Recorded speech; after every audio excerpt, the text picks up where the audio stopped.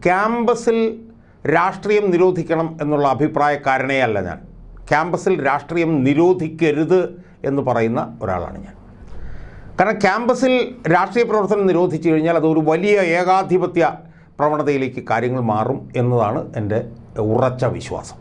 ക്യാമ്പസുകളിൽ സ്വാതന്ത്ര്യവും ജനാധിപത്യവും തിരിച്ചു കൊണ്ടുവരാൻ വേണ്ടിയിട്ടാണ് SFI എന്ന് പറഞ്ഞ ഈ വിദ്യാർത്ഥി സംഘടനയെ കുറച്ച് കാലത്തേക്കെങ്കിലും ക്യാമ്പസുകളിൽ നിരോധിക്കണം എന്നുള്ള ആവശ്യം ഞാൻ ഉന്നയിക്കുന്നു. അപ്പോൾ അന്നൊക്കെ എന്ന് പറഞ്ഞു കഴിഞ്ഞാൽ അന്നും ക്യാമ്പസിൽ SFIക്ക് ആധിപത്യം ഉണ്ടായിരുന്നെങ്കിലും ഇന്നത്തെ പോലത്തെ ഒരു ക്രിമിനൽ വൽകൃത ആധിപത്യമായിരുന്നില്ല അത്. ഇന്നതൊരു ഗുണ്ടാ സംഘമായി മാറി. അതെ, അന്നൊക്കെ പറഞ്ഞു കഴിഞ്ഞാൽ SFIയുടെയൊക്കെ നേതൃത്വം എന്നൊക്കെ പറഞ്ഞു കഴിഞ്ഞാൽ കുട്ടികളെ SFIയിലേക്ക് ആകർഷിക്കുന്ന ഒട്ടേറെ സ്വഭാവ വൈശിഷ്ട്യമുള്ള ആൺകുട്ടികളും പെൺകുട്ടികളും ഒരുപാട് സാഹിത്യ അഭിരുചിയും സാഹിത്യപരമായിട്ടുള്ള ചർച്ചകളും ഒക്കെയുള്ള.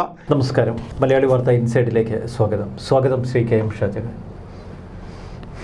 കേരളത്തിൽ SFI എന്ന വിദ്യാർത്ഥി സംഘടനയെ നിരോധിക്കണമെന്നാവശ്യപ്പെട്ട് ഗവർണർക്കൊരു നിവേദനം നൽകാൻ ഒരുങ്ങുകയാണ് ശ്രീ KM ഷാജഹാൻ.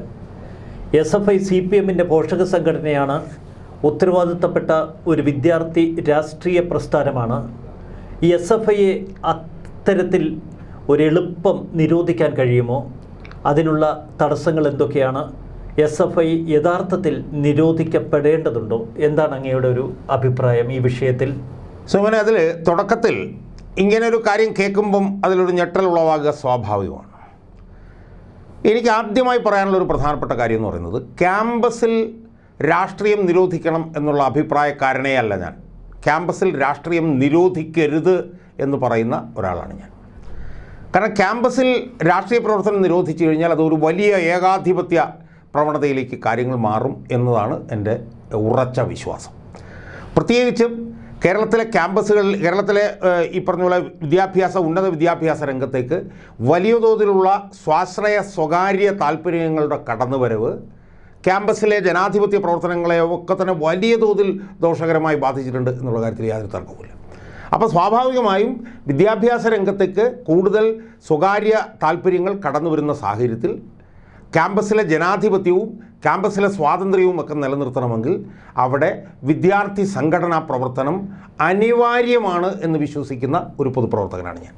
പക്ഷേ അവിടെ എനിക്ക് ഡിഫറൻഷ്യേറ്റ് ചെയ്യാനുള്ളൊരു കാര്യം, അങ്ങനെ പറയുമ്പോഴും ക്യാമ്പസുകളിൽ സ്വാതന്ത്ര്യവും ജനാധിപത്യവും, നമുക്കറിയാം സ്വാതന്ത്ര്യം, സോഷ്യലിസം, ജനാധിപത്യം, ഇതാണ് SFIയുടെ ഈ എന്താണ് ശുഭ്ര അല്ലേ അങ്കിത തൂവെള്ള പതാകയിൽ ആലേഖനം ചെയ്തിട്ടുള്ള മുദ്രാവാക്യം. അതിലേറ്റവും പ്രധാനം സോഷ്യലിസം അവിടെ നിൽക്കട്ടെ, സ്വാതന്ത്ര്യം, ജനാധിപത്യം, ഇതാണ് അവർ പറയുന്നത്. എനിക്ക് സൂചിപ്പിക്കാനുള്ളൊരു പ്രധാനപ്പെട്ട കാര്യം, ക്യാമ്പസുകളിൽ സ്വാതന്ത്ര്യവും ജനാധിപത്യവും തിരിച്ചു കൊണ്ടുവരാൻ വേണ്ടിയിട്ടാണ് SFI എന്ന് പറഞ്ഞ ഈ വിദ്യാർത്ഥി സംഘടനയെ കുറച്ച് കാലത്തേക്കെങ്കിലും ക്യാമ്പസുകളിൽ നിരോധിക്കണം എന്നുള്ള ആവശ്യം ഞാൻ ഉന്നയിക്കുന്നത്. കാരണം ഇന്നത്തെ ക്യാമ്പസിലെ രാഷ്ട്രീയ പ്രവർത്തനത്തിൽ സ്വാതന്ത്ര്യവും ജനാധിപത്യവും തീർത്തും ഈ SFIയുടെ ഈ തൂവെള്ള പതാകയിലെ മുദ്രാവാക്യം മാത്രമായി ഒതുങ്ങിയിട്ടുണ്ടെങ്കിൽ അതിൻ്റെ കാരണം SFI എന്ന് പറഞ്ഞിട്ടുള്ള ഈ വിദ്യാർത്ഥി സംഘടനയുടെ ക്യാമ്പസുകളിലെ പ്രവർത്തനമാണ് എന്നാണ് ഞാൻ വിശ്വസിക്കുന്നത്. അതുകൊണ്ട് ആമുഖമായി എനിക്ക് സോമനോട് സൂചിപ്പിക്കാനുള്ളത്, ക്യാമ്പസുകളിൽ ജനാധിപത്യവും സ്വാതന്ത്ര്യവും അല്ലെങ്കിൽ സ്വാതന്ത്ര്യവും ജനാധിപത്യവും തിരിച്ചു കൊണ്ടുവരാൻ നമുക്ക് കഴിയണമെങ്കിൽ ഹ്രസ്വകാലത്തേക്കെങ്കിലും SFI എന്ന് പറയുന്ന ഇന്നത്തെ SFIയെ നമ്മൾ അടിയന്തരമായി ക്യാമ്പസിൽ നിന്ന് നിരോധിക്കേണ്ടി വരും എന്നാണ് എനിക്ക് സൂചിപ്പിക്കുക. ഞാൻ ക്യാമ്പസിൽ പഠിക്കുമ്പോൾ ചോരച്ചാലുകൾ നീന്തിക്കയറിയ മരണത്തിൻ്റെ മുഖത്ത് ചവിട്ടിയ ധീരന്മാരുടെ പ്രസ്ഥാനം എന്ന മുദ്രാവാക്യമാണ് SFI സ്ഥിരമായി മുഴക്കാറുള്ളത്. ഇതിൽ ഏത് മരണത്തിൻ്റെ മുഖത്ത് ചവിട്ടിയെന്നോ ഏത് ചോരച്ചാലുകൾ നീന്തിക്കയറിയെന്നോ എന്ന ചോദ്യത്തിന് നമുക്കും ഉത്തരവില്ല, ഒരുപക്ഷെ അവർക്കും ഉണ്ടാവില്ല. പക്ഷെ കാലം ഒത്തിരി മുന്നോട്ട് മാറി. ഇന്ന് SFI തന്നെ ഒരു ഭീകര സംഘടനയായി മാറിയിരിക്കുന്നു. പൂക്കോട് വെറ്റിനറി കോളേജിലെ മുൻ PTA പ്രസിഡന്റ് ഇന്ന് വെളിപ്പെടുത്തിയത് അങ്ങേയറ്റം നടുക്കമുണ്ടാക്കുന്ന ചില കാര്യങ്ങളാണ്. അദ്ദേഹം പറയുന്നു, പൂക്കോട് വെറ്റിനറി കോളേജിൽ SFIക്ക് അവർക്ക് സ്വന്തമായ ഒരു കോടതിയുണ്ട്. നടയടിയോടെയാണ് പുതുമുഖ വിദ്യാർത്ഥികളെ ആ കോളേജിലേക്ക് സ്വീകരിക്കുന്നത്. കോളേജിലേക്ക് എത്തുന്ന വിദ്യാർത്ഥികൾ SFIയിൽ ചേരണമെന്നതാണ് അവരുടെ ആദ്യ ആവശ്യം. കോളേജിലും ഹോസ്റ്റലിലുമൊക്കെ ചില അലിഖിത നിയമങ്ങളുണ്ട്. SFIയിൽ ചേരാൻ വിസമ്മതിച്ചാൽ ആ വിദ്യാർത്ഥിയെ ഒറ്റപ്പെടുത്തും, അവർ കൊടിയ മർദ്ദനങ്ങൾക്കിരയാക്കും. ഒടുവിൽ SFIയിൽ ചേരുന്നു എന്ന് മർദ്ദനങ്ങൾക്കൊടുവിൽ ഈ വിദ്യാർത്ഥി സമ്മതിക്കുമ്പോൾ അവരുടെ തന്നെ ചോര കൊണ്ട് താൻ SFIയിൽ ചേരുന്നു എന്ന് എഴുതി വയ്പ്പിക്കും. അവരുടെ ചോരയിൽ തികച്ചും മാഫിയ സംഘങ്ങൾ പ്രവർത്തിക്കുന്നത് പോലെ, നമ്മളൊക്കെ കേട്ടിട്ടുള്ള ഭീകര സംഘടനകൾ പ്രവർത്തിക്കുന്നത് പോലെയാണ് ആ കോളേജിന് പിന്നാമ്പുറത്ത് അവർക്ക് പീഡനങ്ങൾ നടത്താൻ, വിദ്യാർത്ഥികളെ ശിക്ഷിക്കാൻ പ്രത്യേക ശിക്ഷാ കുന്നുകളുണ്ട്. ഇത് പൂക്കോട് വെറ്റിനറി കോളേജിൻ്റെ സ്ഥിതി മാത്രമല്ല. കൊയിലാണ്ടി കോളേജിലെ ഇക്കഴിഞ്ഞ ദിവസം ഒരു വിദ്യാർത്ഥി SFIയിൽ ചേരാത്തതിന് പേരിൽ ആ വിദ്യാർത്ഥിയുടെ മൂക്കിൻ്റെ പാലമിടിച്ച് നിരത്തിയ കഥ നമ്മൾ വായിച്ചു. തിരുവനന്തപുരം യൂണിവേഴ്സിറ്റി കോളേജ് മുതൽ അങ്ങ് കാസർഗോഡ് വരെയുള്ള മിക്ക കോളേജുകളും ഇന്ന് പാർട്ടി ഗ്രാമങ്ങളാക്കി അവർ മാറ്റി. എല്ലാം ഈ ഭരണത്തണലിൽ തന്നെ. SFIയെ അങ്ങ് നിരോധിക്കണമെന്ന് പറയുന്നത് പൂർണ്ണമായും ഈ പൊതുസമൂഹം യോജിക്കുന്ന ഒരു വിഷയമാണ്. എന്താണ് SFIക്ക് സംഭവിച്ചത്? സോമൻ, നമ്മൾ എന്താണ് SFIക്ക് സംഭവിച്ചതെന്നുള്ളൊരു ചോദ്യം നമ്മൾ വിശകലനം ചെയ്യുമ്പോൾ, കഴിഞ്ഞൊരു മൂന്നാല് പതിറ്റാണ്ടുകളായി ഈ സംഘടനയ്ക്കുണ്ടായിട്ടുള്ള ഒരു രൂപഭാവ മാറ്റം, അല്ലെങ്കിൽ അതിൻ്റെ ഒരു ടോട്ടൽ ട്രാൻസ്ഫോർമേഷൻ, നമ്മളതൊന്ന് വിശകലനം ചെയ്യണം എന്നാണ് എനിക്ക് തോന്നുന്നത്. അതായത് 80കളുടെ തുടക്കം മുതലാണ്, അതായത് അടിയന്തരാവസ്ഥ ഏതാണ്ട് കഴിയുന്നത് വരെ ക്യാമ്പസുകളിൽ ആധിപത്യം ഉണ്ടായിരുന്നത് കോൺഗ്രസ്സിനായിരുന്നു. കോൺഗ്രസ്സിൽ എത്രയോ നേതാക്കന്മാർ പിന്നെ KCUവിൽ കൂടെ വളർന്നു വന്നവരാണ്. ഇപ്പോൾ PT തോമസിനെയാണ് നമ്മൾ ഏറ്റവും കൂടുതൽ അറിയുന്നത്. അതിനുമുമ്പ് ഒരുപാട് പേരുണ്ടായിരുന്നു. ബെന്നി ബഹനാൻ, ഒരുപാട് പേര് KCUവിൽ കൂടെ വളർന്നവരുണ്ട്. പക്ഷേ അടിയന്തരാവസ്ഥ കഴിഞ്ഞപ്പോഴാണ് പയ്യെ SFIയുടെ ഒരു ആധിപത്യത്തിലേക്ക് ക്യാമ്പസുകൾ പയ്യെ മാറുന്നത്. പക്ഷേ SFIയുടെ ആധിപത്യത്തിലേക്ക് ക്യാമ്പസുകൾ മാറുന്ന ആ സമയത്ത് SFIക്ക് നേതൃത്വം കൊടുത്തിട്ടുള്ള നേതാക്കന്മാരെ നമുക്ക് ഒരിക്കലും മറക്കാൻ കഴിയില്ല സോമനെ. അല്ല, എനിക്ക് ഓർമ്മയുള്ളത്, എനിക്കൊന്ന് ഞാനൊക്കെ ഈ MSCക്കൊക്കെ പഠിക്കുന്ന കാലഘട്ടം തന്നെ, ആ 80കളുടെ തുടക്കത്തിൽ ഇന്ദിരാഗാന്ധിയുടെ മരണശേഷം കേരളത്തിലൊരു ലോക്സഭാ തെരഞ്ഞെടുപ്പാണ്. ആ ലോക്സഭാ തെരഞ്ഞെടുപ്പിൽ എനിക്കിന്നും ഓർമ്മയുണ്ട്, 3 പേരാണെന്ന് വിജയിച്ചത്. ഒന്ന് ഇടതുപക്ഷത്തിൻ്റെതായി വിജയിച്ചത്, ഒന്ന് വടകരയിൽ നിന്ന് KP ഉണ്ണികൃഷ്ണൻ കോൺഗ്രസ് എസിൻ്റെ വിജയിച്ചു, തമ്പാൻ തോമസ് എനിക്കൊന്ന് ജനതാദളാണെന്ന് മാവേലിക്കരയിൽ നിന്ന് വിജയിച്ചു. CPMൻ്റെ ആകെ ഒരേ ഒരാളാണ് 84-ലെ 83-ലെ തെരഞ്ഞെടുപ്പിൽ വിജയിച്ചത്, അത് സുരേഷ് കുറുപ്പായിരുന്നു. ആ സുരേഷ് കുറുപ്പിൻ്റെ ആ തെരഞ്ഞെടുപ്പ് കാലമൊക്കെ എനിക്ക് വലിയ തോതിൽ ഞാനത് ഓർക്കുകയാണ്. SFI വിദ്യാർത്ഥികളെ നിറങ്ങി പ്രവർത്തിക്കും. അതെ, വെച്ചാൽ SFIയുടെ സംസ്ഥാന പ്രസിഡന്റോ സംസ്ഥാന സെക്രട്ടറിയോ ആയിരുന്നു സുരേഷ് കുറുപ്പ്. കേരളത്തിൽ നിന്നുള്ള എല്ലാ സ്ഥലങ്ങളിൽ നിന്നുള്ള നൂറുകണക്കിന് SFI പിള്ളേർ അവിടെ വന്ന് തമ്പടിച്ച് നടന്ന പ്രവർത്തനം. ആ പ്രവർത്തനത്തിന് അന്ന് നേതൃത്വപരമായിട്ടുള്ള പങ്കുവഹിച്ചിട്ടുള്ള ഒരാൾ ഡോക്ടർ TM തോമസ് ഐസക് ആയിരുന്നു. അദ്ദേഹവും SFIയുടെ സംസ്ഥാന പ്രസിഡൻ്റായിരുന്നു. അപ്പോൾ ആ തെരഞ്ഞെടുപ്പിൽ വലിയൊരു തിരമാല ഉണ്ടാക്കിയിട്ടാണ് അന്ന് സുരേഷ് കുറുപ്പ് അവിടുന്ന് ജയിച്ചത്. ആ സുരേഷ് കുറുപ്പിൻ്റെ SFIയുടെ നേതൃത്വം, അതുപോലെ തന്നെ TM തോമസ് ഐസക്, ഇന്നിപ്പോൾ എൻ്റെ ഏറ്റവും വലിയൊരു രാഷ്ട്രീയ എതിരാളിയായിട്ട് ഞാൻ തോമസ് ഐസക്കിനെ കാണുന്നുവെങ്കിലും അന്ന് ഇങ്ങനൊരു തോമസ് ഐസക് ആയിരുന്നില്ല. അന്ന് യഥാർത്ഥത്തിൽ ഞാൻ പഠിച്ച സെൻറ്റർ ഫോർ ഡെവലപ്മെൻറ്റ് സ്റ്റഡീസിൽ തോമസ് ഐസക് SFIയുടെ സംസ്ഥാന പ്രസിഡൻ്റായി ഇരിക്കുന്ന സമയത്താണ് അവിടെ MPhilന് അവിടെ ചേരുന്നത്. അന്ന് MPhilന് ചേരുക എന്ന് പറഞ്ഞു കഴിഞ്ഞാൽ തോമസ് ഐസക് അവിടെ MPhilന് ചേരുമ്പോഴത്തേക്കും ഇന്ത്യയിൽ നിന്ന് 15 പേരെ തിരഞ്ഞെടുക്കുകയാണ് MPhilലേക്ക്. അതിലൊരാളായിട്ടാണ് തോമസ് ഐസക് അവിടെ ചേരുന്നത്. അന്ന് വലിയ ഈ പറഞ്ഞ പോലെ ഗ്രുവെല്ലിംഗ് ആയിട്ടുള്ള ഒരു പഠന രീതിയാണ് അവിടെയുള്ളത്. ആ പഠന രീതിയിലൂടെ തോമസ് ഐസക് കടന്നു പോകുമ്പോഴും അന്ന് തോമസ് ഐസക് SFIയുടെ സംസ്ഥാന പ്രസിഡൻ്റായിരുന്നു. അന്ന് എനിക്ക് ഓർമ്മയുണ്ട്, അന്ന് MPhil പോലും പൂർത്തിയാക്കാതെ നേരിട്ട് PhDക്ക് അഡ്മിഷൻ കിട്ടിയ ഒരാളായിരുന്നു തോമസ് ഐസക്. അപ്പോൾ തോമസ് ഐസക്കിൻ്റെ നേതൃത്വം, അതുപോലെ തന്നെ CP ജോണിൻ്റെ നേതൃത്വം. അപ്പോൾ അത്തരത്തിൽ ഇന്ന് നമ്മൾ തിരിഞ്ഞു നോക്കുമ്പോൾ SFIയുടെ ആദ്യത്തെ നേതൃത്വം എന്ന് പറയുന്നത് കേരളത്തിൽ ഏറ്റവും ഉന്നത നിലവാരം പുലർത്തുന്ന ബുദ്ധിജീവികളായ, രാഷ്ട്രീയത്തെക്കുറിച്ചിട്ട് നല്ല ധാരണയുള്ള ഒരു നേതൃത്വമായിരുന്നു SFIക്ക് ഉണ്ടായിരുന്നു. അത് പിന്നീട് നമ്മൾ കണ്ടു. പിന്നീട് ഈ പറഞ്ഞ പോലെ UP ജോസഫ്, പ്രദീപ് കുമാർ, എത്രയോ പേരുകൾ നമ്മളതിനകത്തൂടെ കണ്ടു. പക്ഷേ യഥാർത്ഥത്തിൽ ആ SFI മരിച്ചത് എവിടെയാണ് എന്നുള്ളത് നമ്മൾ നോക്കണം. ആ SFI മരിച്ചത് യഥാർത്ഥത്തിൽ അതിനെ നമുക്ക് ചേർത്ത് വെക്കാൻ കഴിയുന്നത് CPMനകത്ത് പിണറായി വിജയൻ്റെ നേതൃത്വത്തിലുള്ള ഒരു ലീഡർഷിപ്പിന് പ്രാമുഖ്യം കിട്ടി വരുമ്പോഴാണ് അതിന് സമാനമായി ഈ SFI എന്ന് പറഞ്ഞ സംഘടനയിലുള്ള ജീർണത നമുക്ക് കാണാൻ കഴിയുന്നത്. അപ്പോൾ അന്നൊക്കെ എന്ന് പറഞ്ഞു കഴിഞ്ഞാൽ അന്നും ക്യാമ്പസിൽ SFIക്ക് ആധിപത്യം ഉണ്ടായിരുന്നെങ്കിലും ഇന്നത്തെ പോലത്തെ ഒരു ക്രിമിനൽ വൽകൃത ആധിപത്യമായിരുന്നില്ല അത്. ഇന്നതൊരു ഗുണ്ടാ സംഘമായി മാറി. അതെ, അന്നെന്നൊക്കെ പറഞ്ഞു കഴിഞ്ഞാൽ എസ് എഫ് ഐയുടെയൊക്കെ നേതൃത്വം എന്നൊക്കെ പറഞ്ഞു കഴിഞ്ഞാൽ കുട്ടികളെ എസ് എഫ് ഐയിലേക്ക് ആകർഷിക്കുന്ന ഒട്ടേറെ സ്വഭാവ വൈശിഷ്ട്യമുള്ള ആൺകുട്ടികളും പെൺകുട്ടികളും ഒരുപാട് സാഹിത്യ അഭിരുചിയും സാഹിത്യപരമായിട്ടുള്ള ചർച്ചകളും ഒക്കെയുള്ള, ഇപ്പം ഞാൻ ഓർക്കുന്നു, പിന്നെ പറയുമ്പോഴാണ് ഞാൻ ഓർക്കുന്നത്, ഞാൻ ശരിക്കും അടിയന്തരാവസ്ഥ കഴിഞ്ഞ ഒരു 77-81 കാലഘട്ടത്തിലാണ് ഞാൻ യൂണിയൻ ക്രിസ്ത്യൻ കോളേജിൽ, ആലുവ യൂണിയൻ ക്രിസ്ത്യൻ കോളേജിൽ ഞാനന്ന് BSc ബോട്ടണിക്ക് ഞാനത് പഠിക്കുന്നത്. അപ്പോൾ അന്നും ഏതാണ്ട് KCUവിൻ്റെ ഒരു ആധിപത്യത്തിൻ്റെ സമയമായിരുന്നു. പക്ഷേ KCUവിൻ്റെ ആധിപത്യത്തിൻ്റെ സമയത്ത് പോലും അവിടുത്തെ SFIയുടെ യൂണിയൻ നേതൃത്വം ഉണ്ടല്ലോ, ഭൂരിപക്ഷം അന്ന് KCUവിനാണ് കിട്ടി. ഞാനും അന്ന് ആർട്സ് ക്ലബ് സെക്രട്ടറിയായി മത്സരിച്ച് തോക്കുകയൊക്കെ ചെയ്തത്. പക്ഷേ അന്ന് എനിക്ക് ഓർമ്മയുണ്ട്, റസാക്ക് എന്ന് പറഞ്ഞിട്ട് ഞങ്ങളുടെ കൂടെ പഠിച്ചിരുന്ന ഒരു ചെറുപ്പക്കാരനുണ്ടായിരുന്നു. വലിയ ആവേശമുണ്ടാക്കുന്ന ഒരു ചെറുപ്പക്കാരനായിരുന്നു. അപ്പോൾ KCUവിന് എത്ര ഭൂരിപക്ഷം അവിടെ കിട്ടിക്കഴിഞ്ഞാൽ റസാക്ക് അവിടെ നിന്ന് ജയിക്കും. അതുപോലെ തന്നെ KCU പരിപൂർണമായി ജയിച്ചാൽ പോലും ജയിക്കുന്ന ഒരാൾ അന്ന് SFIയുടെ കൂടെ ഉണ്ടായിരുന്നു. അയാളുടെ പേരാണ് MM പൗലോസ്. അയാൾ പിന്നീട് ദേശാമാനിൽ സീനിയർ റിപ്പോർട്ടറൊക്കെ ആയിട്ടാണ് റിട്ടയർ ചെയ്തത്. കാരണം വെച്ചാൽ അതുല്യനായിട്ടുള്ള നടനായിരുന്നു MM പൗലോസ്. ആ MM പൗലോസ് യൂണിവേഴ്സിറ്റിയിലെ നാടകോത്സവത്തിലെ അയാൾ അവിടെ ഉണ്ടായിരുന്ന പിന്നെ വർഷങ്ങളിൽ മുഴുവൻ ഏറ്റവും നല്ല നടൻ്റെ അവാർഡ് MM പൗലോസിനാണ് കിട്ടിയിരുന്നത്. അപ്പോൾ അത്തരത്തിൽ കുട്ടികളെ ആകർഷിക്കുന്ന സ്വഭാവ വൈശിഷ്ട്യങ്ങളുള്ള നേതൃത്വപരമായിട്ടുള്ള പങ്ക് ഇതുള്ള, അതുപോലെ തന്നെ അലോഷ്യസ് എന്ന് പറഞ്ഞ് വേറെ ഒരാളുണ്ടായിരുന്നു, വലിയ ആർട്ടിസ്റ്റായിരുന്നു. അപ്പോൾ അത്തരത്തിലുള്ള നേതാക്കന്മാരാണ് അന്ന് SFIക്ക് നേതൃത്വം നൽകിയിരുന്നത്, മനസ്സിലായി. അപ്പോൾ അന്ന് അങ്ങനെ നേതൃത്വം നൽകാനുള്ള കാരണം എന്ന് പറഞ്ഞു കഴിഞ്ഞാൽ അതുപോലുള്ള SFI നേതാക്കന്മാരെ വളർത്തിക്കൊണ്ടുവരുന്ന വളരെ ചടുലവും സക്രിയവുമായി പ്രവർത്തിക്കുന്ന അഴിമതി വിരുദ്ധ പരിശുദ്ധമായൊരു പാർട്ടി നേതൃത്വം എന്നുണ്ടായിരുന്നു. അപ്പോൾ ആ പാർട്ടി നേതൃത്വത്തിന് സമാനമായിട്ടാണ് ഈ SFI നേതൃത്വം ഉണ്ടായിരുന്നത്.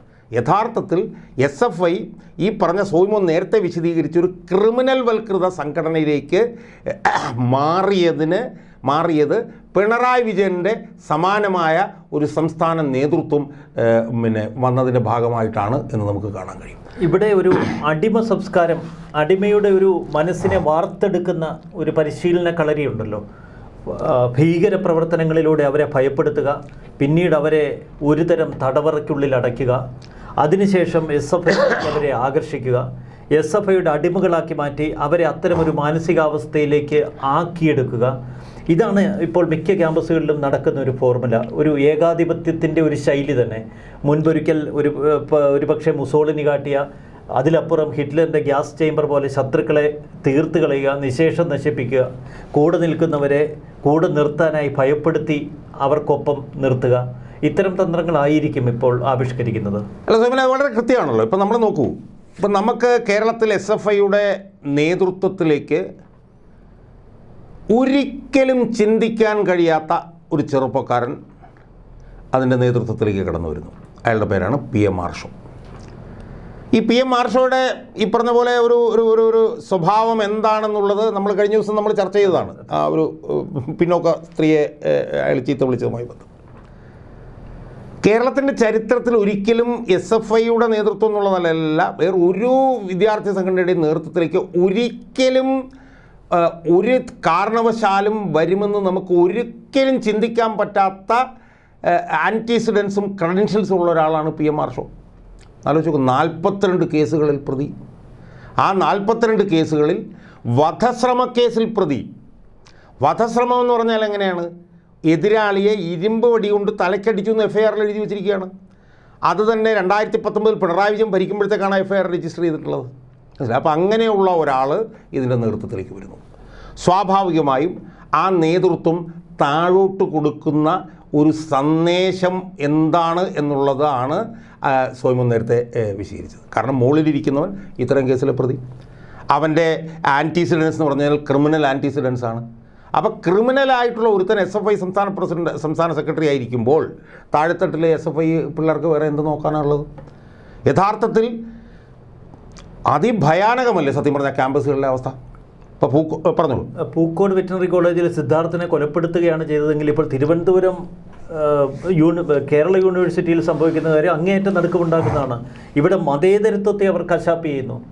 യൂണിവേഴ്സിറ്റി യുവജനോത്സവത്തിന് യൂണിവേഴ്സിറ്റി യൂണിയൻ ഇട്ടിരിക്കുന്ന പേര് ഇന്തിഫാദ. ഇന്ന് വൈസ് ചാൻസലർ ഇടപെട്ട് ഇന്തിഫാദ എന്ന പേര് ഒഴിവാക്കിയിട്ടുണ്ട്. എങ്കിലും അതിൻ്റെ പേരിൽ വലിയ ആക്രോശങ്ങളാണ് ഇവിടെ തുടരുന്നത്. മുൻപ് ഗവർണർ പറഞ്ഞതുപോലെ ഭീകര സംഘടനയിൽപ്പെട്ടവർ തന്നെയാണോ SFI ഇപ്പോൾ നിയന്ത്രിക്കുന്നത്? സോയിമാൻ, ഇത് ഈ പറഞ്ഞതും ഞാൻ ഇന്തിഫാദയിലേക്ക് വരുന്നതിന് മുമ്പ് ഈ ഭീകര സംഘടനയിൽപ്പെട്ടവരാണോ എന്നുള്ള സംബന്ധിച്ച് ഞാൻ എൻ്റെ അഭിപ്രായം പറയാം. സോയിമാൻ, ഒരു സംശയവും വേണ്ട, കേരളത്തിലെ CPMലേക്ക് പ്രത്യേകിച്ചും മുസ്ലിം മത തീവ്രവാദ സ്വഭാവമുള്ളവരുടെ കടന്നുകയറ്റം വലിയ തോതിൽ വർദ്ധിച്ചിട്ടുണ്ടെന്നുള്ള കാര്യത്തിലൊന്നും യാതൊരു തർക്കവുമില്ല. ഇപ്പം ഞാനിപ്പോൾ ആലപ്പുഴയുമായി ബന്ധപ്പെട്ട് കാര്യങ്ങൾ കൂടുതൽ പഠിക്കുകയായിരുന്നു. ആലപ്പുഴയിലെ ഒരു പ്രധാനപ്പെട്ട നേതാവിനെക്കുറിച്ച് തന്നെ ഇത്തരം തീവ്രവാദ സംഘടനകളുമായി ബന്ധമുണ്ടെന്നുള്ള നിലയിൽ ചർച്ച ചെയ്യുന്നുണ്ട്. ഞാൻ പേര് പറയുന്നില്ലെന്നേ ഉള്ളൂ. ഞാൻ മനസ്സിലാക്കിയെടുത്തോളം ആലപ്പുഴ പാർട്ടിയിലെ ഏതാണ്ട് ഇടനില നേതാക്കന്മാരിൽ തന്നെ നല്ല ശതമാനം ആളുകൾ ഈ മുസ്ലിം തീവ്രവാദ സ്വഭാവമുള്ളവരുടെ കടന്നുകയറ്റത്തിലൂടെ അവർ കൈയടക്കിയിട്ടുണ്ട് എന്നാണ് ഞാൻ മനസ്സിലാക്കുന്നത്. ഇപ്പോൾ എന്നോട് കഴിഞ്ഞ ദിവസം എൻ്റെ ഒരു സുഹൃത്ത് പറഞ്ഞത്, ഈ കോൺഗ്രസിനകത്തേക്ക് ഈ പറഞ്ഞ പോലെ ഈ മതതീവ്രവാദികളുടെ കടന്നുകയറ്റം ഉണ്ടല്ലോ എന്ന് പറഞ്ഞപ്പം അയാൾ പറഞ്ഞ മറുപടി, അതിനുള്ള ആളുകളൊന്നും ഇല്ലല്ലോ, ഇതിൽ ബഹുഭൂരിപക്ഷം ആളുകളും CPMനകത്തേക്ക് കയറി കഴിഞ്ഞല്ലോ എന്നാണ്. അപ്പോൾ അത്തരത്തിലുള്ള കടന്നുകയറ്റം, നുഴഞ്ഞുകയറ്റം വലിയ തോതിൽ നടന്നുകൊണ്ടിരിക്കുകയാണ്. ഇതിൻ്റെ പശ്ചാത്തലത്തിൽ വേണം കേരള സർവകലാശാല യൂണിയന് ഇന്തിഫാദ എന്നുള്ള ഒരു പേര് ഇട്ടിരിക്കുന്നത്. സോ പിന്നെ ഞാനൊക്കെ ഈ ഇന്തിഫാദ എന്ന് പറഞ്ഞിട്ടുള്ള ഈ പേര് പതിറ്റാണ്ടുകൾക്ക് മുമ്പ് തന്നെ കേട്ടിട്ടുള്ളതാണ്. കാരണം നമുക്കറിയാം ഈ ഇസ്രായേൽ പാലസ്തീൻ പ്രശ്നം ഒരു 3-4 പതിറ്റാണ്ട് കാലങ്ങളായി നിലനിൽക്കുന്ന ഒരു പ്രശ്നമാണ്. അതിനൊരു വലിയ യുദ്ധത്തിൻ്റെ ഒരു വലിയ ഭീകരമായിട്ടുള്ളൊരു മുഖം ഇപ്പോൾ ഇസ്രായേൽ ഗാസ യുദ്ധം വന്നപ്പോൾ ഉണ്ടായെന്നുള്ളതേ ഉള്ളൂ. അതിനു മുമ്പ് വളഞ്ഞിട്ട് പാലസ്തീൻ ആക്രമിക്കുകയായിരുന്നു. ആ പാലസ്തീനിലെ വളഞ്ഞിട്ടുള്ള ആക്രമണത്തിൽ ആ പാലസ്തീൻ എന്ന് നേതൃത്വം കൊടുത്തിരുന്ന ഏറ്റവും പ്രധാനപ്പെട്ട നേതാവായിരുന്നു യാസർ അറാഫത്ത്.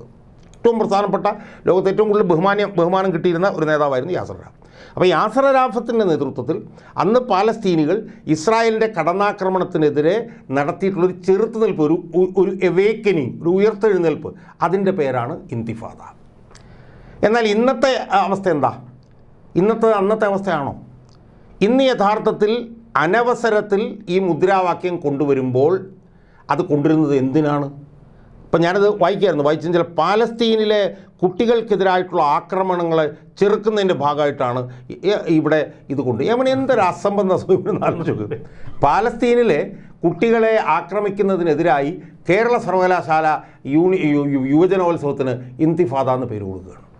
അപ്പം ഇതിനകത്തൂടെയൊക്കെ ഉദ്ദേശിക്കുന്നത് എന്താണ്? ഇംഗ്ലീഷിൽ പറഞ്ഞാൽ ക്രാസായിട്ടുള്ള വർഗീയവൽക്കരണമാണ് ഇവരിതിനകത്തോട് ഉദ്ദേശിക്കുന്നത്. ഇതിനു വേണ്ടി മാത്രമാണ് ഈ മുദ്രാവാക്യം ഇപ്പം അവർ കൊണ്ടുവരുന്നത്. ഞാൻ മനസ്സിലാക്കുന്നിടത്തോളം ആ ലോഗോ ഉദ്ഘാടനം ചെയ്തത് തന്നെ ഈ ആറ്റിങ്ങലിലെ സ്ഥാനാർത്ഥിയായിട്ടുള്ള വി ജോയി യൂണിവേഴ്സിറ്റിയുടെ ഏതോ ഒരു ഔദ്യോഗിക മുറിയിൽ വെച്ചിട്ടാണ് അത് ഉദ്ഘാടനം ചെയ്യുന്നത്. അപ്പോൾ ഈ നിലയിൽ വലിയ തോതിലുള്ള വർഗീയവൽക്കരണത്തിന് വേണ്ടിയിട്ടുള്ള ശ്രമങ്ങൾ അതിനും SFI ഉപയോഗിക്കുന്നു. ഇപ്പോൾ ഞാൻ പറയട്ടെ, ഇപ്പം ഗവർണർ കഴിഞ്ഞ ദിവസം പറഞ്ഞല്ലോ, ഈ PFI SFI ബന്ധം എന്ന് പറഞ്ഞിട്ട് പറഞ്ഞു. PFI SFI ബന്ധം, അല്ലെങ്കിൽ SFIക്കകത്ത് PFIയുടെ ആളുകൾ നുഴഞ്ഞു കയറിയിട്ടുണ്ട് എന്ന് ഗവർണർ പറഞ്ഞിട്ട് അതിന് ഗൗരവതരമായിട്ടുള്ളൊരു നിഷേധം പോലും CPMയുടെ ഭാഗത്ത് ഉണ്ടായിട്ടില്ല. ഇന്നും വേണ്ടിയിട്ടില്ല, ഇല്ല എന്നവർ പറഞ്ഞിട്ടില്ല. അപ്പോൾ സ്വാഭാവികമായും ഗവർണർ അക്കാര്യം ചൂണ്ടിക്കാട്ടുമ്പോൾ ചില കാര്യങ്ങൾ നമ്മൾ ചേർത്ത് വായിക്കണം. ഒന്ന്, ഒരാൾക്കൂട്ട വിചാരണ ഇത്തരം ഭീകര സംഘടനകളുടെ ഒരു പ്രത്യക്ഷമായ ലക്ഷണമാണ്. വിചാരണയ്ക്കൊടുവിൽ ക്രൂരമായ മർദ്ദനം, അതും ഒരു ദിവസം അല്ലെങ്കിൽ പെട്ടെന്നൊരു പ്രകോപനമുണ്ടായതിൻ്റെ പേരിലല്ല, തുടർച്ചയായി 3 ദിവസം തുടർച്ചയായി 6 മണിക്കൂർ ഒരു യുവാവിനെ നഗ്നനാക്കി കോളേജ് ഹോസ്റ്റലിൻ്റെ നടുമുറ്റത്ത് നിർത്തി 130 വിദ്യാർത്ഥികളുടെ മുന്നിൽ വെച്ച് ക്രൂരമായി മർദ്ദിക്കുന്നു. അതിനുശേഷം ഇവനെ ആ പീഡനക്കുന്നിലേക്ക് കൂട്ടിക്കൊണ്ടുപോകുന്നു, അവിടെ വെച്ച് അതിക്രൂരമായി മർദ്ദിക്കുന്നു. അതിനുശേഷം ഇവൻ എന്തെങ്കിലും അവിവേകം ചെയ്യുമോ, ആത്മഹത്യ ചെയ്യുമോ എന്ന് പരിശോധിക്കാനായി കുറച്ച് വിദ്യാർത്ഥികളെ അവർ കാവൽ നിർത്തുന്നു. 3-ാം ദിവസം തുള്ളി വെള്ളം പോലും കഴിക്കാതെ അവൻ ആരോഗ്യമുണ്ട് എന്ന് പറഞ്ഞ് വീണ്ടും മർദ്ദിക്കുന്നു. അപ്പോൾ ഇതൊരു ഭീകര സംഘടനയ്ക്കല്ലേ ഇങ്ങനെ പ്രവർത്തിക്കാൻ കഴിയുമോ? എന്തെങ്കിലും ഒരു മനസ്സുള്ളവർക്ക്, മനുഷ്യൻ്റെ ദേഹമുള്ളവർക്ക്, ചിന്തയുള്ളവർക്ക് ചെയ്യാൻ കഴിയുന്ന കൃത്യങ്ങളാണോ ഇതൊക്കെ? സോമൻ, ഇപ്പോൾ നടത്തിയൊരു വിശദീകരണം ഉണ്ടല്ലോ, ആ വിശദീകരണത്തിൻ്റെ ഓരോ ഘട്ടവും നമ്മൾ എടുത്തിട്ട് ഒന്നുകൂടി അതിനകത്തേക്കൊന്ന് പോയി നോക്കൂ. ഇത് ഇങ്ങനെ ചെയ്യാൻ ഒരു സംശയവും വേണ്ട, തീവ്രവാദ സ്വഭാവമുള്ള സംഘടനയ്ക്ക് മാത്രമേ കഴിയൂ.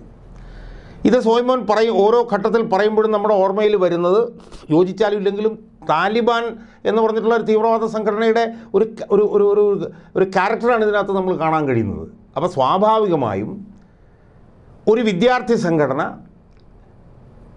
ഒരാളെ ഇത്രയും ഹിംസാത്മകമായി പീഡിപ്പിക്കുമ്പോൾ ആ പീഡിപ്പിക്കുന്ന ആ രീതി, അതിൻ്റെ ഒരു ക്യാരക്ടർ എടുത്ത് ഓരോ ഘട്ടവും നമ്മൾ പരിശോധിക്കുമ്പോൾ അത് തീവ്രവാദ സ്വഭാവമുള്ള സംഘടനകൾ ചെയ്യുന്ന രീതിയിലാണ് എന്ന് കാണുമ്പോഴാണ് PFIയും SFIയും തമ്മിലുള്ള ബന്ധത്തെക്കുറിച്ചിട്ട് ഗവർണർ പറഞ്ഞത് പ്രസക്തമാകുന്നത്. അതിലേറ്റവും പ്രധാനപ്പെട്ടൊരു കാര്യമാണ് എന്താണ്? ഏറ്റവും പ്രധാനപ്പെട്ടൊരു കാര്യമാണ് ഇത്ര ഗുരുതരമായ ഒരു ആരോപണം ഗവർണർ ഉന്നയിച്ച് ദിവസങ്ങൾ കഴിഞ്ഞിട്ടും CPMയുടെ സംസ്ഥാന സെക്രട്ടറിയോ മുഖ്യമന്ത്രിയോ ഒരാൾ പോലും അതിനെ വിമർശിക്കാൻ വേണ്ടിയിട്ട് ശ്രമിച്ചിട്ടില്ല. കാരണം ഞാനൊക്കെ സത്യം പറഞ്ഞാൽ വലിയ തോതിൽ സ്തംഭിച്ചു പോയി. കാരണം ഇത്ര ഭീകരമായിട്ടുള്ളൊരു ബന്ധം അതെങ്ങനെ പറയാൻ കഴിയുന്നു? പക്ഷേ അത് ഈ വിമർശിക്കപ്പെടാതെ പോകുന്നു എന്ന് പറയുമ്പോൾ ഇത് വലിയ ആഴത്തിലുള്ള ഒരു മലൈസ്, ആഴത്തിലുള്ള ഒരു വലിയ ഒരു കുഴപ്പമാണ് അത് സൂചിപ്പിക്കുന്നത്. ഇവർക്കൊക്കെയുള്ള ഒരു ധാർഷ്ട്യം അങ്ങ് കണ്ടു കാണും. ഇക്കഴിഞ്ഞ ദിവസം സിൻജോ ജോൺസൺ എന്ന ആ കൊടും ക്രിമിനലിനെ തെളിവെടുപ്പിനായി പോലീസ് ആ ഹോസ്റ്റലിലേക്ക് കൊണ്ടുവരുന്നു, കോളേജിലേക്ക് കൊണ്ടുവരുന്നു. അവൻ്റെ മുഖത്ത് ഒരുവിധ ഭാവവ്യത്യാസവുമില്ല. പോലീസ് ചോദിക്കുന്ന ചോദ്യങ്ങൾക്ക് ഒരു കൂസലുമില്ലാതെയാണ് മറുപടി പറയുന്നത്. അവനറിയാം അവൻ്റെ മേൽ കൊലക്കുറ്റം ചാർത്തപ്പെടില്ല എന്ന്. ആത്മഹത്യാ പ്രേരണ കുറ്റത്തിൽ ഒതുക്കി ഇവരെയൊക്കെ രക്ഷപ്പെടുത്തുമെന്ന വാക്ക് കൊടുത്തിട്ടുണ്ടാവും. DYSP ഓഫീസിലെത്തിയത് നിസ്സാരക്കാരനല്ല, CK ശശീന്ദ്രൻ എന്ന പഴയ MLA ആണ്. അല്ല സോമൻ, അത് വളരെ എനിക്ക് യാതൊരു സംശയമില്ലാത്ത കാര്യമാണ്. ഇതൊരു ആൻറ്റി റാഗിങ് വിഷയത്തിൽ ഇത് ഒതുങ്ങിപ്പോവും എന്നുള്ളത് ഉറപ്പാണ്. കാരണം ഈ കുട്ടികൾക്ക് കിട്ടുന്ന ഒരു കോൺഫിഡൻസ് പറഞ്ഞാൽ എന്താ, 2 വയസ്സ് മുതൽ 6 വയസ്സ് വരെ പീഡിപ്പിക്കപ്പെട്ട് കൊന്ന ഒരു കുട്ടിയെ കൊന്ന ആ നരാധമൻ രക്ഷപ്പെട്ടു പോയി. അപ്പോൾ സ്വാഭാവികമായും തങ്ങൾ രക്ഷപ്പെടും എന്നുള്ള വലിയൊരു ആത്മധൈര്യം അവർക്ക് കിട്ടുന്നുണ്ട്. ഇവിടെ മേൽക്കോടതികൾ ശ്രദ്ധിക്കും എന്നതുകൊണ്ട് മാത്രമാണ് റിമാൻഡ് റിപ്പോർട്ടിൽ കൊലപാതകത്തിനുള്ള സാധ്യത നിലനിർത്തി റിപ്പോർട്ട് എഴുതിയിരിക്കുന്ന പോലീസ്. അപ്പോൾ അത് വളരെ വ്യക്തമാണ്. അതിനകത്തൊന്നും യാതൊരു തർക്കമില്ല. അതിനകത്ത് 2-3 കാര്യങ്ങൾ നമ്മൾ കണ്ടത് എനിക്ക് തോന്നുന്നത് എന്താണെന്നറിയോ. ഒന്ന്, ഈ ആൾക്കൂട്ട കൊലപാതകം എന്നതിനെ പറയുന്നത് ഇതിനകത്ത് പോലും ഇച്ചിരി പ്രശ്നങ്ങളുണ്ടെങ്കിൽ പോലും ഇത്ര സുസംഘടിതമായി ഈ കുട്ടികൾ ഇതുപോലെ ചെയ്തിട്ടുണ്ടെങ്കിൽ അതിൽ നിന്ന് വരുന്ന ഒരു പ്രധാനപ്പെട്ട നിരീക്ഷണം എന്ന് പറയുന്നത് ഇതൊരു കാരണവശാലും ഇത് ആദ്യത്തെ സംഭവമായിരിക്കില്ല എന്നുള്ളതാണ്. എന്ന് പറഞ്ഞാൽ ആൾക്കൂട്ട കൊലപാതകത്തിന് മുമ്പ് നടന്നിട്ടുണ്ടെന്നുള്ളതല്ല, ആൾക്കൂട്ട വിചാരണ നിരന്തരമായി നടന്നുകൊണ്ടിരിക്കുകയായിരുന്നു. പക്ഷേ ഇവിടെ നിർഭാഗ്യവശാൽ ആ കുട്ടി കൊല്ലപ്പെട്ടു പോയി. അപ്പോൾ ഒന്ന് എന്ന് പറയുന്നത് ആൾക്കൂട്ട വിചാരണ എന്ന് പറയുന്നത് ആദ്യത്തെ സംഭവമല്ല, അത് ഇതിനു മുമ്പും നടന്നിട്ടുള്ളതാണ്. അതങ്ങനെ ഇതിനു മുമ്പും നടന്നിട്ടുള്ളതായതുകൊണ്ടാണ് സുസംഘടിതമായി പിള്ളേർക്ക് ഇത് നടത്താൻ കഴിയുന്നത്. കാരണം ഇതൊരു ട്രയൽ ആൻഡ് എറർ അല്ല, ഇതിനു മുമ്പ് ഇത് ചെയ്തിട്ടുണ്ട്. അതൊന്നാമത്തെ കാര്യം. രണ്ടാമത്തെ ഏറ്റവും പ്രധാനപ്പെട്ട കാര്യം, ഞാനത് ഗവർണറെ കാണുമ്പോൾ ബഹുമാനപ്പെട്ട ഗവർണറോടും ഞാനത് കൂടുതൽ ശക്തമായി പറയണമെന്ന് വിചാരിക്കുന്ന കാര്യം എന്താണെന്ന് ചോദിച്ചാൽ, ഇതെല്ലാം നടക്കുന്നതിനുള്ള ഏറ്റവും വലിയ ചാലക ശക്തി എന്ന് പറയുന്നത് ആ സർവകലാശാലകളിലെ അധ്യാപകർ ഇതിന് കൊടുക്കുന്ന നിർലോഭമായിട്ടുള്ള പിന്തുണയാണ്. ഇവിടെ തന്നെ നമ്മളൊന്ന് ആലോചിച്ച് നോക്കൂ. 40 അധ്യാപകരുണ്ട് ആ കോളേജിൽ, ആരും പുറത്ത് പറയുന്നില്ല. ഡീനുണ്ട്, അസിസ്റ്റൻറ്റ് ഡീനുണ്ട്, ഫിസിക്കൽ എഡ്യൂക്കേഷൻ്റെ ഒരു അധ്യാപകനുണ്ട്. അവർ മുതൽ VC വരെയുള്ള ആളുകളുണ്ടായിട്ടും ഈ മരണം നടന്ന് 4-5 ദിവസം കഴിഞ്ഞിട്ട് ഇത് പുറത്തു വരുന്നില്ല. 18-ാം തീയതി സിദ്ധാർത്ഥൻ മരിക്കുന്നു. 22-ാം തീയതി ഒരു അനുശോചന യോഗം കോളേജ് മുറ്റത്ത് ചേരുന്നു. അതിൽ ഡീൻ പ്രസംഗിക്കുന്നു. ഡീൻ്റെ പ്രസംഗം ഇപ്പോൾ സമൂഹ മാധ്യമങ്ങളിൽ ലഭ്യമാണ്. അയാൾ അവിടെ പറയുന്നത്, ഒരു കാരണവശാലും സിദ്ധാർത്ഥൻ്റെ മരണത്തെക്കുറിച്ച് നിങ്ങൾ ആരോടും പ്രതികരിക്കരുത്, പോലീസ് ഇക്കാര്യങ്ങളിൽ വേണ്ട വിശദീകരണം നൽകും. ഇതാണ് ഡീൻ സംസാരിക്കുന്നത്. അപ്പോൾ സോമൻ, ഇതിനകത്ത് പ്രധാനപ്പെട്ട ഒരു കാര്യം എല്ലാം ഞങ്ങൾ പോലീസിനെ ഏൽപ്പിച്ചിട്ടുണ്ട്, അവർ ഭദ്രമായി നോക്കിക്കോളും, നിങ്ങൾ പേടിക്കണ്ട. അപ്പോൾ ഏറ്റവും പ്രധാനപ്പെട്ട കാര്യം എന്ന് പറഞ്ഞു കഴിഞ്ഞാൽ, ഈ അധ്യാപക വൃന്ദം എന്ന് പറയുന്നത് ഇതുപോലുള്ള നീചവും നിഷ്ഠൂരവുമായിട്ടുള്ള പ്രവർത്തനങ്ങളുടെ കൂട്ടിക്കൊടുപ്പുകാർ. ഞാനത് അടിവരയിട്ട് പറയുന്നു. എന്നുവെച്ചാൽ ഞാൻ പറഞ്ഞ ഇടനിലക്കാരെന്നൊന്നുമില്ല, കൂട്ടിക്കൊടുപ്പുകാരായി അധപ്പതിച്ചിരിക്കുന്നു എന്നുള്ളതാണ് നമ്മൾ കാണുന്നത്. ഇപ്പോൾ എല്ലാ സർവകലാശാലകളിലും ഇതൊക്കെ തന്നെയല്ലേ നടക്കുന്നത്. ഇപ്പോൾ യൂണിവേഴ്സിറ്റി കോളേജിൽ അങ്ങോട്ട് കയറാൻ പറ്റുമോ? ആ യൂണിവേഴ്സിറ്റി കോളേജിൽ ഇപ്പോൾ സ്വാതന്ത്ര്യം ജനാധിപത്യം എന്നാണല്ലോ എഴുതി വെച്ചിരിക്കുന്നത്. യൂണിവേഴ്സിറ്റി കോളേജിൽ എന്താ സംഭവിച്ചത്? കുറേ വർഷങ്ങൾക്ക് ശേഷം AISFൻ്റെ ഒരുത്തൻ അവിടെ ഇത് കൊടുത്തു, നാമനിർദ്ദേശ പത്രിക കൊടുത്തു. അവൻ്റെ തുണി ഉരിഞ്ഞ് AISF തുണി ഉരിഞ്ഞ് കൊണ്ടു നടന്നു. അതുപോലെ തന്നെ എനിക്ക് ഓർമ്മയുണ്ട്, ഇപ്പോൾ സേവ് യൂണിവേഴ്സിറ്റി ക്യാമ്പയിൻ കമ്മിറ്റി എന്ന് പറഞ്ഞിട്ട് നമ്മുടെ ശശികുമാർ സാർ തുടങ്ങിയല്ലോ. തുടങ്ങിയത് എങ്ങനെയായിരുന്നു? വേറെ കോളേജിൽ കിട്ടിയിട്ട് അവിടുത്തെ അഡ്മിഷൻ വേണ്ടെന്ന് വെച്ച് ഇവിടെ പഠിക്കാൻ വേണ്ടി വന്ന ഒരു കൊച്ച് ഞരമ്പ് മുറിച്ചു, ആത്മഹത്യക്ക് ശ്രമിച്ചു. അങ്ങനെയാണ് യൂണിവേഴ്സിറ്റി ക്യാമ്പയിൻ കമ്മിറ്റി തന്നെ പ്രവർത്തനം ആരംഭിക്കുന്നത്. അന്ന് രണ്ടുപേര് തമ്മിൽ ചേരി തിരിഞ്ഞ് കത്തിക്കുത്തുണ്ടായി. ആ കത്തിക്കുത്തിൽ പ്രതിയായിട്ടുള്ള ശിവരഞ്ജിത്ത് എന്ന് പറഞ്ഞൊരുത്തനാണ് പിന്നീട് PSC പരീക്ഷയിൽ മനസ്സിലായോ. അങ്ങനെയാണ് പിന്നെ അതൊക്കെ പുറത്തു വരുന്നത്. സോ പിന്നെ എനിക്ക് അന്ന് ഓർമ്മയുണ്ട്, അന്ന് സേവ് യൂണിവേഴ്സിറ്റി ക്യാമ്പയിൻ കമ്മിറ്റി ഞാനൊക്കെ അതിനകത്ത് പങ്കുവഹിച്ചിരുന്നു. ഒരു ജുഡീഷ്യൽ കമ്മീഷൻ എന്ന് വെച്ചു. ഇപ്പം ഗവർണർ ഒരു ജുഡീഷ്യൽ കമ്മീഷന് അഭ്യർത്ഥിച്ചിരിക്കുന്ന സാഹചര്യത്തിൽ ഇത് പ്രസക്തമാണ്. PK ഷംസുദ്ദീൻ എന്ന് പറഞ്ഞ ഒരു റിട്ടയർഡ് ഹൈക്കോടതി ജഡ്ജിയുടെ നേതൃത്വത്തിൽ അന്ന് ഈ സേവ് യൂണിവേഴ്സിറ്റി ക്യാമ്പയിൻ കമ്മിറ്റിക്കാർ ഒരു ജുഡീഷ്യൽ കമ്മീഷനെ വെച്ചിരുന്നു. ആ ജുഡീഷ്യൽ കമ്മീഷൻ തിരുവനന്തപുരത്തും എറണാകുളത്തും കോഴിക്കോടും എല്ലാം സിറ്റിംഗ് നടത്തിയപ്പോഴത്തേക്കും അവിടെ വെച്ച് അസന്നിഗ്ധമായി അർത്ഥശങ്കയ്ക്കിടയില്ലാത്ത വിധം പുറത്തു വന്ന സംഭവമാണ് എല്ലാ കോളേജുകളിലും ഇടിമുറിയും ആയുധപ്പുരകളും ഈ സാധനങ്ങളെല്ലാം ഉണ്ടെന്നുള്ളത്. അപ്പോൾ ഇതിനെല്ലാം SFIക്ക് വേണ്ടി കൂട്ടിക്കൊടുപ്പ് നടത്തുന്ന അധ്യാപക സംഘടനകളുണ്ട്. അതിനകത്ത് ഈ പറഞ്ഞ പോലെ ഒരു നിലവാരമില്ലാത്ത CPMകാരുണ്ട്. അവരാണ് ഇതിനു വേണ്ടി ഈ മുഴുവൻ ചെയ്യുന്നത്. ഇപ്പോൾ ഞാൻ ചോദിക്കും, ഇപ്പം എന്താണ് ഇതൊക്കെ പുറത്തു വരാതിരിക്കാനുള്ള ഏറ്റവും പ്രധാനപ്പെട്ട കാരണം? സിദ്ധാർത്ഥൻ മരിച്ചെന്ന് 15-ാം ദിവസമായി. ഇതുവരെ സിദ്ധാർത്ഥനെ എങ്ങനെ ഈ പ്രതികൾ കൊന്ന് കെട്ടിത്തൂക്കി എന്നതിൽ ഒരു വിശദീകരണവുമില്ല പോലീസിൻ്റെ ഭാഗത്തുനിന്ന്, ഒരു അന്വേഷണവുമില്ല. അതെ. അപ്പോൾ ഞാൻ പറഞ്ഞു വരുന്നത് ഇതിൽ അധ്യാപകർക്കുള്ള പങ്ക് വളരെ നിർണായകമാണ്. കാരണം എന്താ, കോളേജിൽ പഠിക്കാൻ വരുന്ന, ഇതുപോലെ സർവകലാശാലയിലൊക്കെ പഠിക്കാൻ വരുന്ന പിള്ളേരെ സംബന്ധിച്ചിടത്തോളം അവർക്ക് കോളേജിലെ പരീക്ഷ, ഇൻറ്റേർണൽ അസസ്മെൻറ്റ്, അതിലെ മാർക്ക്, ഇതൊക്കെ വളരെ വളരെ നിർണായകമാണ്. ആ നിർണായകമായിട്ടുള്ള വജ്രായുധങ്ങൾ ഈ അധ്യാപകരുടെ കയ്യിലിരിക്കുന്നത് കൊണ്ട് ഈ അധ്യാപകർ തീരുമാനിക്കുന്നതിന് ഒരു ഇഞ്ച് അപ്പുറത്തേക്ക് പിള്ളേർക്ക് പോകാൻ പറ്റില്ല. അതാണ് പിള്ളേർ ഇതൊന്നും പുറത്ത് പറയാത്തത്. ഇപ്പോൾ റിമാൻഡ് റിപ്പോർട്ടിൽ തന്നെ പറയുന്നുണ്ട് 130 പിള്ളേരുടെ മുമ്പിൽ വെച്ചിട്ട്. ആ 130 പിള്ളേരും ഈ പയ്യൻ അവരുടെ മുമ്പിൽ വെച്ച് ആക്രമിക്കപ്പെടുകയും പിന്നീട് കൊല്ലപ്പെടുകയും ചെയ്തിട്ടും ഒരാഴ്ച കഴിഞ്ഞിട്ടും ഈ കുട്ടികൾ പറഞ്ഞിട്ടില്ല എങ്കിൽ അത് അവരെ ബാധിച്ചിരിക്കുന്ന വലിയ തോതിലുള്ള ഭയമാണ് എന്ന് നമ്മൾ കാണണ്ടേ. ഇവിടെ സിദ്ധാർത്ഥിൻ്റെ ഈ മാതാപിതാക്കൾ, അച്ഛനും അമ്മയും നിലവിളിച്ച മാധ്യമങ്ങളോടും ഇത്രയേറെ സംസാരിച്ചില്ലായിരുന്നുവെങ്കിൽ ഇതൊരു പക്ഷേ ഇതിനകം തന്നെ ആരും ശ്രദ്ധിക്കാതെ അന്ധകാരത്തിൽ മൂടിപ്പോയേനെ. ശിവനെ, എനിക്കിപ്പോൾ ഇതിൻ്റെ പശ്ചാത്തലത്തിൽ തോന്നുന്നത്, ഇതുപോലെ പല കൊലപാതകങ്ങളും പല സർവകലാശാലകളിലും ആത്മഹത്യകളാക്കപ്പെട്ടിട്ടുണ്ട് എന്നുള്ള കാര്യത്തിൽ ഒരു തർക്കവും വേണ്ട.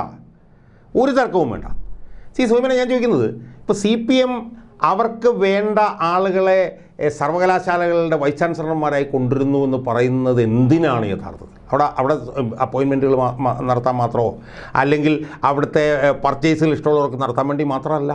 ഈ SFIയുടെ ഈ കാട്ടാളന്മാർ, ഈ നരാധമന്മാരായിട്ടുള്ള ഇവർക്ക് ഒരു ഫ്രീ ഹാൻഡ് കൊടുക്കുന്നതിന് വേണ്ടിയിട്ടാണ് അവർക്ക് വേണ്ട വൈസ് ചാൻസലർമാരെ കൊണ്ടുവരുന്നത്. ഇപ്പോൾ ഇവിടെ തന്നെ ഒരാൾ നേരത്തെ ഇരിപ്പില്ലായിരുന്നു, അയാളുടെ പേരെന്തായിരുന്നു? മഹാദേവൻ പിള്ള. SFIയുടെ പിള്ളേർ വന്നു കഴിഞ്ഞാൽ ഇരിക്കാൻ പറഞ്ഞാൽ കിടക്കാൻ പറഞ്ഞാൽ ഉരുളുന്ന വൈസ് ചാൻസലറാണ് ഇവിടെ ഇരുന്നത്. നമ്മൾ മറ്റുള്ള സ്ഥലങ്ങളിലൊക്കെ തന്നെ നോക്കൂ. ഇപ്പോൾ കണ്ണൂർ സർവകലാശാല ഇരിക്കുന്ന വൈസ് ചാൻസലറും SFI പറഞ്ഞാൽ അതിനനുസരിച്ച് അയാൾ നിന്നിങ്ങനെ തുള്ളുന്ന. അപ്പോൾ ഈ നിലയിൽ വലിയ തോതിലുള്ള ഒരു മാഫിയവൽക്കരണവും ക്രിമിനൽ വൽക്കരണവും SFIയുടെ നേതൃത്വത്തിൽ നടന്നുകൊണ്ടിരിക്കുകയാണ്.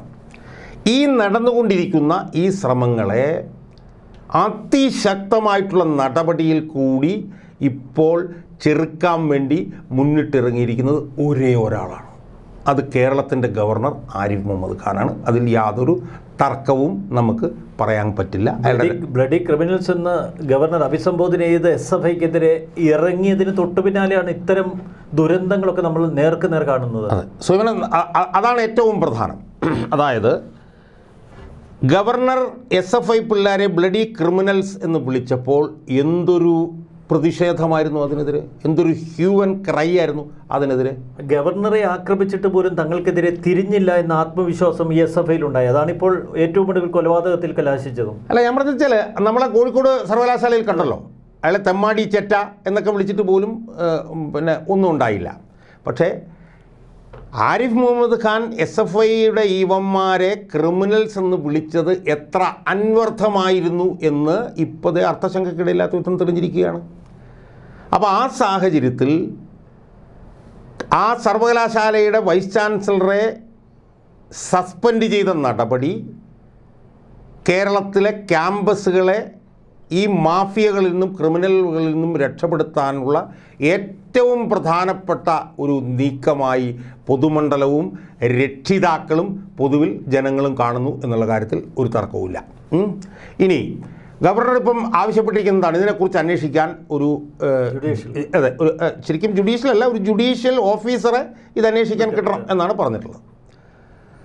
യഥാർത്ഥത്തിൽ എനിക്ക് ബഹുമാനപ്പെട്ട ഗവർണറോട് പറയാനുള്ളത്, ആ ജുഡീഷ്യൽ ഓഫീസറുടെ നേതൃത്വത്തിലുള്ള അന്വേഷണം ഈ പൂക്കോട് സർവകലാശാലയിലെ ഈ വിഷയത്തിൽ മാത്രം കേന്ദ്രീകരിക്കരുത് എന്നാണ് എനിക്ക് ബഹുമാനപ്പെട്ട ഗവർണറോട് പറയാനുള്ളത്. കാരണം ഇതുപോലുള്ള സംഭവങ്ങൾ ആ ജുഡീഷ്യൽ ഓഫീസറുടെ നേതൃത്വത്തിൽ ചടുലമായി അന്വേഷിച്ചാൽ മറ്റ് സർവകലാശാലകളിൽ നിന്നൊക്കെ പുറത്തേക്ക് വരും എന്നുള്ള കാര്യത്തിൽ യാതൊരു തർക്കവുമില്ല.